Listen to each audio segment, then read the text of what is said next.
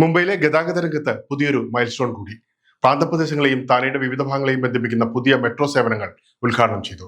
നഗരത്തിലെ യാത്രാ സൗകര്യം കൂടുതൽ എളുപ്പമാക്കുന്ന ഈ പദ്ധതിയുടെ വിശദാംശങ്ങൾ കാണാം.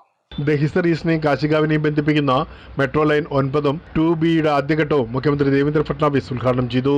ദഹിസർ ഈസ്റ്റിൽ നിന്ന് കാശിഗാവ് വരെ 5 കിലോമീറ്ററിലധികം ദൈർഘ്യമുള്ള മെട്രോ ലൈൻ 9 ആദ്യഘട്ടമാണ് ഇപ്പോൾ പ്രവർത്തന സജ്ജമായിരിക്കുന്നത്. 4 സ്റ്റേഷനുകളുള്ള ഈ എലിവേറ്റഡ് പാത മുംബൈയുടെ പ്രാന്തപ്രദേശങ്ങളെയും താനെയുടെ വിവിധ ഭാഗങ്ങളെയും നേരിട്ട് ബന്ധിപ്പിക്കുന്ന ആദ്യ മെട്രോ സേവനമാണ്. അതേസമയം മുംബൈ മെട്രോ ലൈൻ 2B ആദ്യഘട്ടവും മണ്ടാലെ മുതൽ ചെമ്പൂർ വരെ ആരംഭിച്ചു.